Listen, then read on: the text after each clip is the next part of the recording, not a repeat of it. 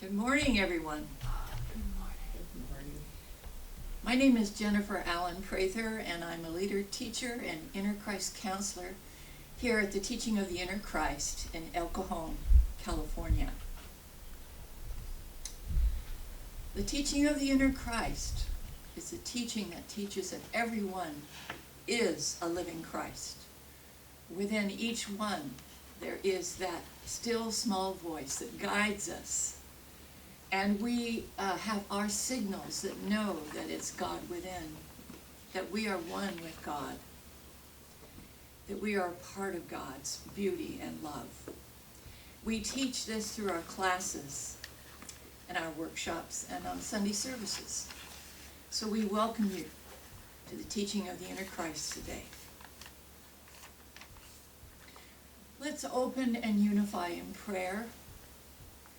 Close your eyes if you choose and take a deep breath in of love. Breathe in and out.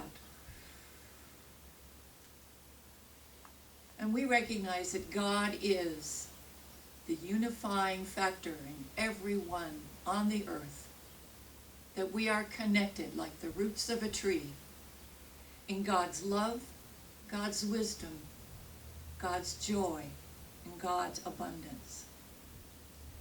We give thanks for God's guidance and God's love within us, around us, and through us as we live our lives joyfully, abundantly, fulfilled in all ways. Thank you, God, for this, and so it is. Come on back. If you have your eyes closed, take a deep breath in and out.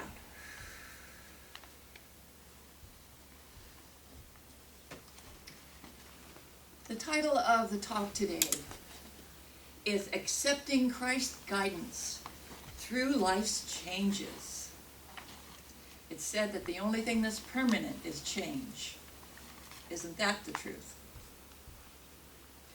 So there's one word that popped out to me in this title. I don't know about you. You may have another word. But the word that popped out to me is accepting.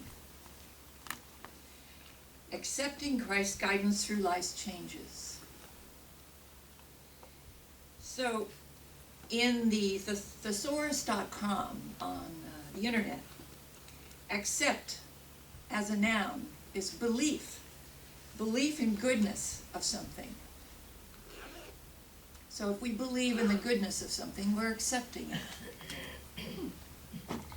It's also acknowledgement, approval, consent, cooperation, recognition, and admission.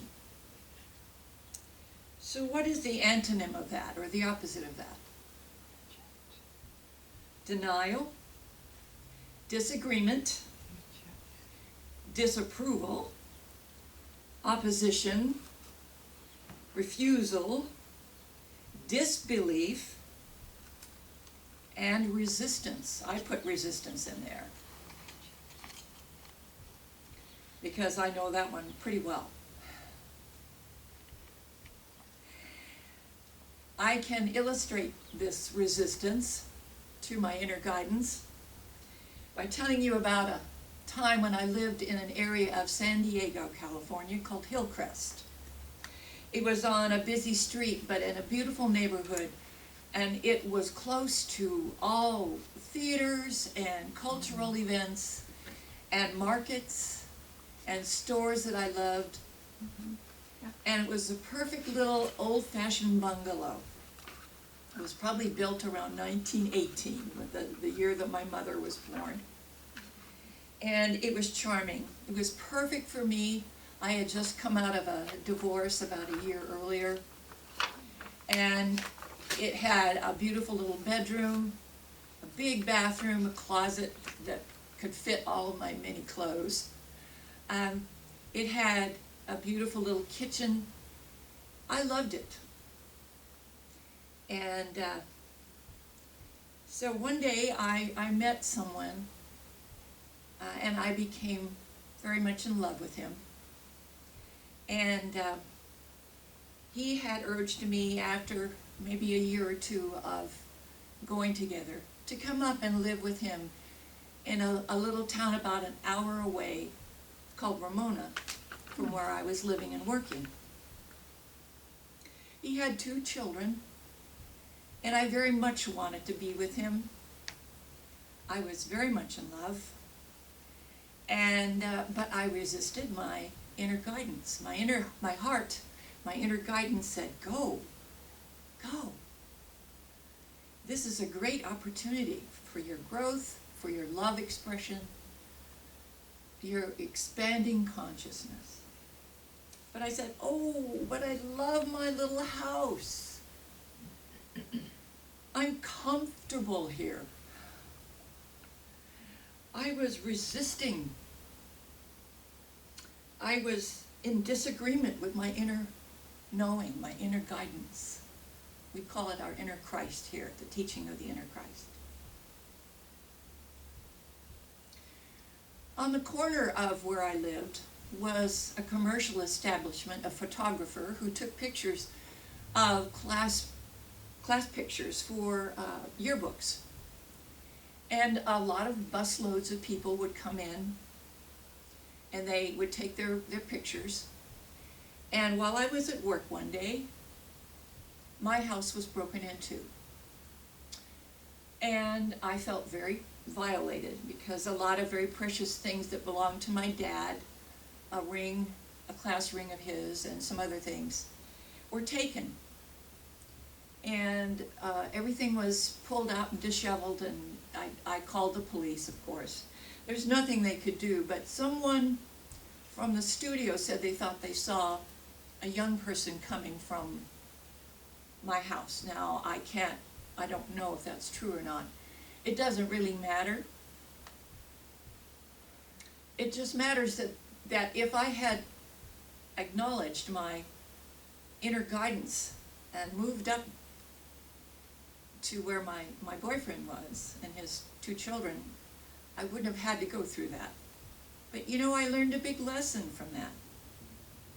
Listen and then move. Listen and move. Accept what you're being told. To further my point, I have a story from Animal Stories and Principles. Inspirational Stories, December 9th, 2011. It's called The Nervous Squirrel, a story about dealing with change. There was once a family of squirrels who lived in a large oak tree. They had lived in this tree for many generations, and it gave them all that they needed to survive. Acorns to eat and protection from predators, so they never left its branches. Sound familiar? Then the tree started to die, and it stopped producing new acorns. So the family of squirrels had a meeting to decide what they should do next. The oldest son, Nifty, said, "We need to move trees to other trees. We won't survive if we stay here." Make sense? Yeah. Well, Uncle Nutty responded, "We can't do that. We'll be killed for sure. The hawks, foxes, and bears are just waiting for us to leave this tree. We can't possibly leave." After much debate, the entire family decided to stay in the old oak tree except for Nifty, who decided that he needed to take the risk and change. Nifty left the tree and was never heard from again. "See," Uncle Nutty said to the rest of the family, "I told you that the hawks, foxes, and bears would get him." However, the squirrels were starving. So after another family meeting, it was decided that Uncle Nibbles would take the risk and leave, despite the dire warnings of Uncle Nutty. Nibbles left the tree and was never heard from again. Uncle Nutty continued his rants against leaving the tree, despite the fact that they had no food. One by one, the other squirrels left with the words, "The hawks, foxes, or bears will get you just like the others," ringing in their ears. Eventually, only Uncle Nutty was left in the old oak tree. You could see his ribs showing through his skin, as it had been a long time since he had eaten. He was rocking backwards and forwards on a branch, muttering to himself, "Hawks, foxes, bears, hawks, foxes, bears." Meanwhile, just 100 meters away in the same forest, the rest of the squirrel family was living comfortably together in a lovely oak tree that was supplying all of their needs. They had avoided the dreaded predators and were enjoying their new life. Big Brother Nifty felt bad about Uncle Nutty, so he told the rest of the family that he was going back to see if he could convince him to join them. He returned to the old oak tree and found his uncle in very bad shape. He told him about the new tree and how they had escaped the hawks, foxes, and bears. Poor old Uncle Nutty just shook his head and said that it wasn't worth the risk to move. He was never seen again. The world that we're living in is constantly changing. Industries that were thriving just 10 to 15 years ago are now largely irrelevant. Book publishers, DVD rental companies, and car manufacturers may have been popular a few years ago, but they're hurting now. Yet some people are still hanging on, thinking that the risk to change is greater than the risk to stay where they are. They're wrong. Don't be Uncle Nutty. Change now before it's too late. And by the way, I did eventually move after that break-in of my little house. And I was so happy up there. I really listened to my heart, and I was glad I did it. So I wasn't an Uncle Nutty.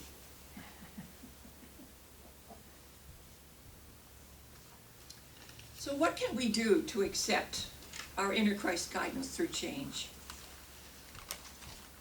Well, number one, we can access our deepest desire to experience the presence of God through prayer treatment and or meditation.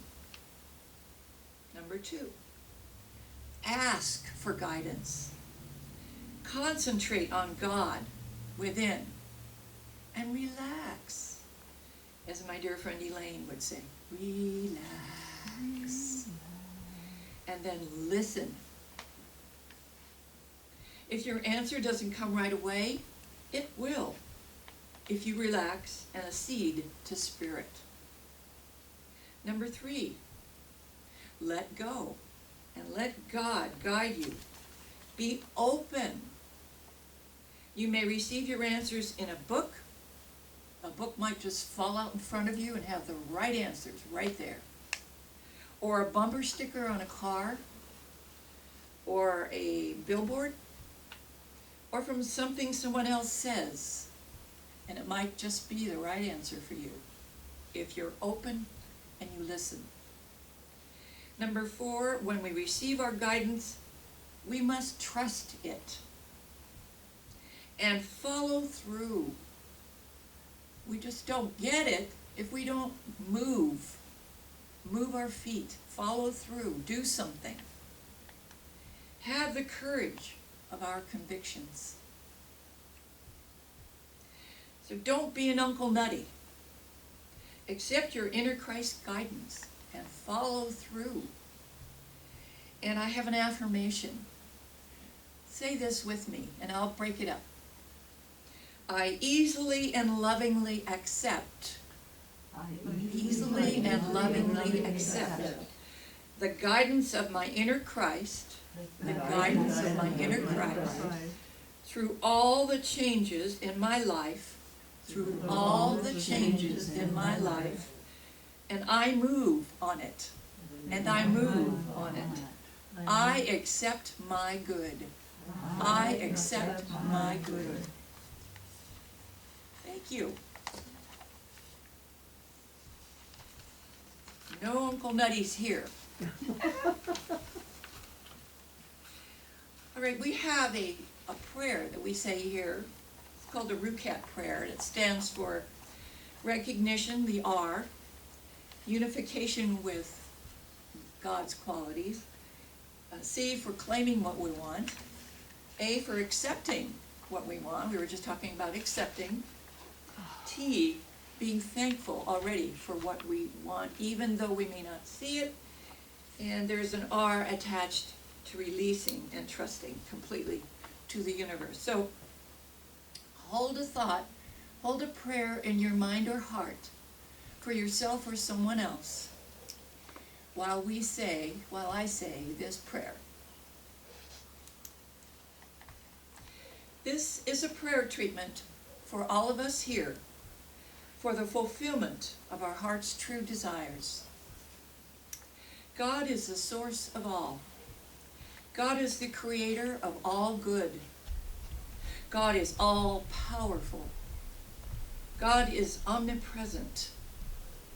God is divine love. God expresses itself through all creation. I am one with God, the source of all. I am one with the creator of all good. I am one with all power. I am one with God's omnipresence. I am one with divine love. I am one with God as all creation. I claim for all of us here the fulfillment of our heart's true desires.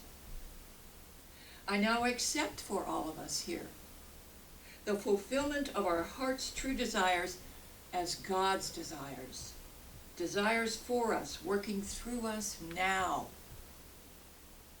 All error thoughts, fears, or false appearances are now healed, forgiven, released, and let go, and in the vacuum they leave is the fulfillment of our heart's true desires manifested. I am thankful for the fulfillment of all of our heart's true desires manifesting now. Trusting completely in the universal law of attraction to respond, I release, let go, and let God within do the rest. Thank you, wonderful God in all of us. And so it is. If you received inspiration, if you received value from this service today, we do thank you for any donations. They are welcome. They are so welcome, and we're grateful. And you can donate through our website at teachingoftheinnerchrist.org, and there is a place for donations. We'll accept any generous donations. We can only exist because of you. So thank you, God. And our affirmation for the week. Take this with you. I thank God for the joy of inner Christ love and guidance. Let's say that together. I thank God for the joy of inner Christ love and guidance. Thank you, God, and thank you all for being here today. Yes.